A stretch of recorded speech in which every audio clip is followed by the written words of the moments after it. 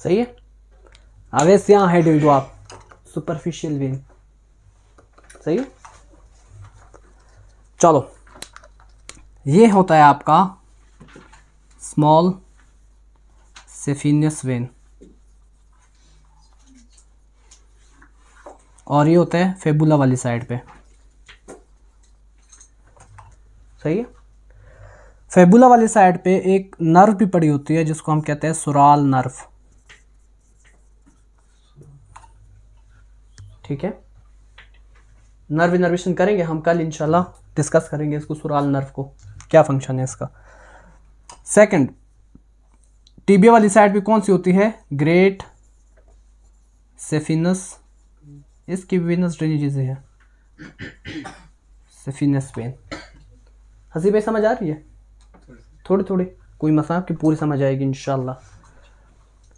Great saphenous vein. सही है। और यहां पे नर्व पड़ी होती है सेफिनस नर्व। सही है। फिर यहां से आपका ब्लड जा रहा है किधर? ऊपर की तरफ। वेन है तो ऊपर ही जाएगा। सही है। कोई बता सकता है हमने कौन सी आर्टरी पढ़ी थी? सॉरी, हाँ, थर्ड पे फेमोरल की जो ब्रांचेस थी,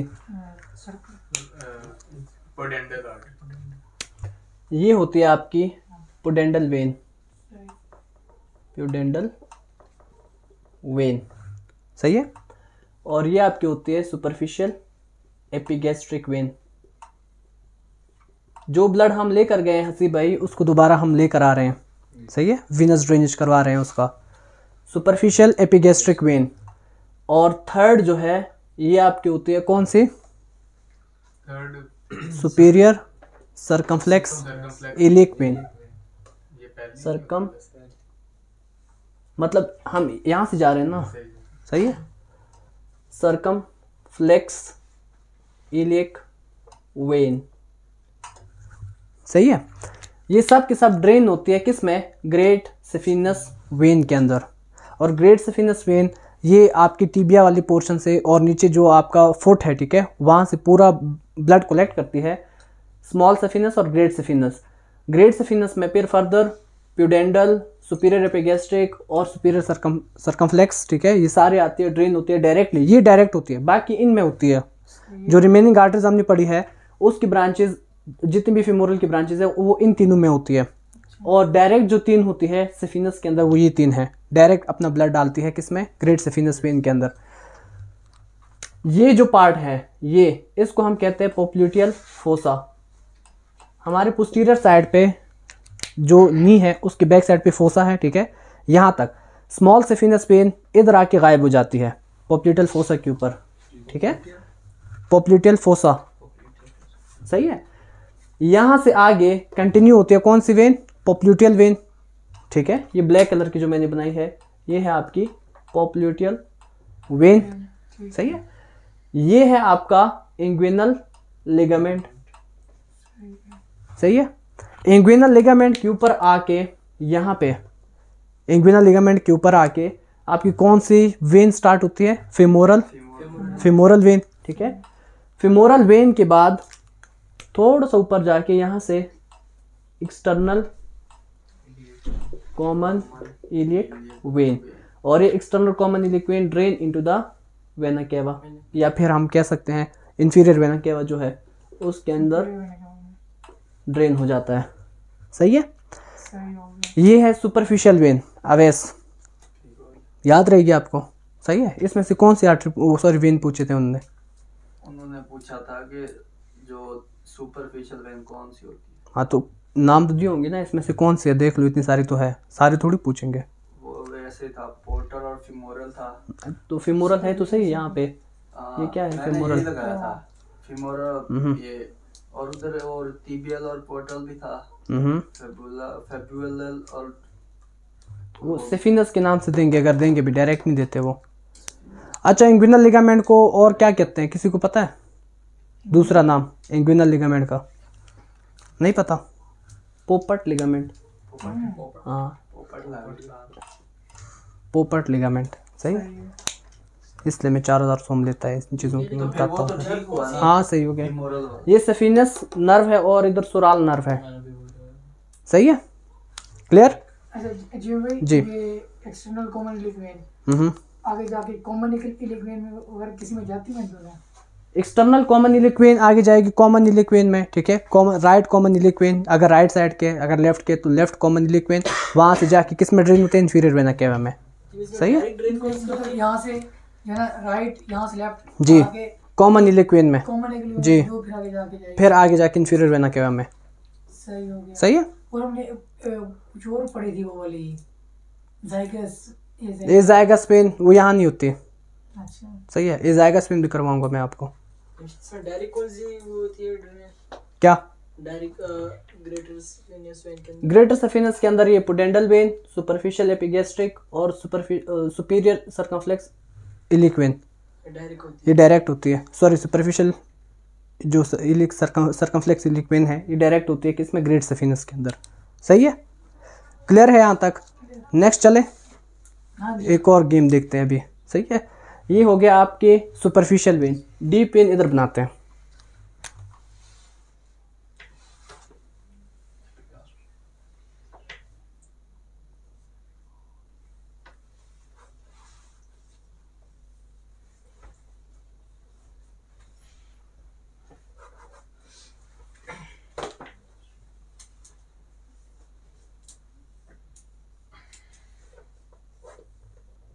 सही है, इसमें आपकी आती है, ठीक है, फेबुलर टिबियल वेन। किसकी है ये, राइट साइड की फॉर एग्जांपल। और ये है आपकी मिड सैक्रल वेन और सेम लेफ्ट साइड की। क्लियर। ये जब आगे आती है किस में ड्रेन होती है, ये कॉमन इलिक में। सही है, ठीक है। कॉमन इलिक में। और यहाँ पे फेबुलर पॉप्लिटल वेन में, पॉप्लिटल से आगे किस में, फेमोरल वेन। फेमोरल वेन किस में, कॉमन इलिक डायरेक्ट ले लेते हैं, कॉमन इलिक वेन। और कॉमन इलिक वेन किस में, इंफीरियर वेना केवा में। सही है, जब भी वो डीप वेन पूछेंगे हमेशा या तो फेबुला लिखेंगे उसके साथ या फिर लिखेंगे क्या, टिबिया। सही है, वो इन नाम से नहीं पूछ सकते, स्मॉल सेफिनस या फिर ग्रेट सेफिनस वेन। सही है, ये सुपरफिशियल होती है, डीप वेन सारी ये होती है। क्लियर है यहाँ तक, पक्का। दो केसेस डिस्कस करते हैं, थोड़ा सा माहौल बनाते हैं फिर से। पहला केस जो आता है वो होती है डीप वेन थ्रोम्बोसिस। कभी नाम सुना है, DVT, most common case of pulmonary embolism cause है ये। सही है, यहाँ पे एक दो एमसीक्यू भी डिस्कस करते हैं जो मोस्ट कॉमनली पूछते हैं वो। डीप वेन थ्रोम्बोसिस के कॉजेज क्या है, पहले इसके कॉजेज लिखते हैं। Prolonged bed rest, bed rest ये किसी भी वजह से हो सकता है, कोमा हो सकता है, पोस्ट ऑपरेशन। सही है, सर्जरी के बाद हो सकते हैं ये। ऐसे लोग जो प्रोलॉन्ग बेड रेस्ट पे हो हमेशा उनको वो देते हैं, एंटीकोगुलेंट देते हैं, हेपेरिन वेपेरिन। लेकिन कुछ लोग ऐसे होते हैं कि वो हेपेरिन इंड्यूस्ड थ्रोम्बोसाइटोपेनिया कॉज करते हैं, उनमें भी डीवीटी होते हैं। सही है, हम डीवीटी की डिटेल में नहीं जाएंगे। अगर आप में से किसी ने देखनी है डीवीटी, मैंने ऑलरेडी चैनल पे नहीं डाला बल्कि आज अपलोड करूंगा मैं। सही है, पल्मोनरी एम्बोलिज्म पूरा मैंने डाला हुआ है, उसके अंदर ये सारी चीज़ें मैंने एक्सप्लेन की है उसमें। सही है, नेक्स्ट पोस्ट ऑपरेटिव, ये हो गया प्रोलॉन्ग बेड रेस्ट या फिर prolonged air travelling greater than, greater का साइन ये होता है ना, greater than 8 hours air travelling. ठीक है, या एरोप्लेन लिखो जैसे आपको अच्छा लगे। सही है, अगर कोई बंदा ज़्यादा देर के लिए मतलब मोर देन 8 आवर्स कंटिन्यूसली जहाज़ के अंदर फ्लाइट कर रहा है, ठीक है, वो फ्लाइट में है और फ्लाई कर रहे हैं वो ग्रेटर देन 8 आवर्स, तो उसमें चांसेस होते हैं क्या, डीवीटी के। सही है, डीवीटी क्या मतलब, जो डीप वेन है ये वाली वेन जो हमने डिस्कस की है, इसके अंदर थ्रोम्बस बनता है, ब्लड जो है क्लॉट हो जाता है। सही है, अगर क्लॉट होगा तो ऑब्स्ट्रक्शन होगी। सही है, और यहाँ से अगर वो टूट गया, ठीक है, आपके ब्लड के अंदर सर्कुलेट करेगा वो, उसको जहाँ पे भी अपने साइज़ के अकॉर्डिंग आर्टरी मिली या फिर उसको मिला कैपिलरी, ठीक है, वहाँ आके स्टक हो जाता है वो, सही है, और कॉम्प्लिकेशन कॉज करता है। मोस्ट कॉमन जो है इसका पल्मोनरी एम्बोलिज्म होता है, सही है। जब तक क्लॉट होता है तब तक उसको हम क्या कहते हैं, थ्रोम्बस। अपनी जगह पे जब होता है, जैसे डिसलोकेट हो जाता है या डिसलॉज हो जाता है, फ्री हो जाता है, तो बिकम एम्बुलस, सही है। एम्बुलस फ्रीली मीन एम्बुलेंस, ठीक है, सरकारी एम्बुलेंस की तरह घूम रहा होता है इधर उधर। प्रोलॉन्ग्ड एयर ट्रेवल, सेकंड जो है, जो कार राइडर होते हैं उसमें भी कॉमन होता है। Car rider same greater than 8 horse, इसलिए लॉन्ग, वो क्या कहते हैं, लॉन्ग ड्राइव पे मत जाया करो, ठीक है। अगर आप चलते हैं तो अपने और अपने पार्टनर का खास ख्याल रखें, एंटीकोगुलेंट साथ लेके जाएं, सही है। Third, oral contraceptive, oral contraceptive pills, सही है। अगर ओरल कॉन्ट्रासेप्टिव पिल्स ले रहे हैं, इट्स मीन कि एस्ट्रोजन ज़्यादा बन रहा है, ठीक है। अगर एस्ट्रोजन का अमाउंट ज़्यादा होगा, वो क्या करता है, कोलेस्ट्रॉल को ट्रिगर करता है, सही है, बार बार। कोलेस्ट्रॉल अगर आपके ज़्यादा होंगे तो क्या होगा, there will be maximum chance to thrombus बने, ठीक है। ओरल कॉन्ट्रासेप्टिव, इसके साथ साथ प्रेगनेंसी भी, प्रेगनेंसी में भी एस्ट्रोजन लेवल हाई होता है, प्रेगनेंसी, सही है। या एक और चीज़ लिखो, प्रोलॉन्ग स्टैंडिंग,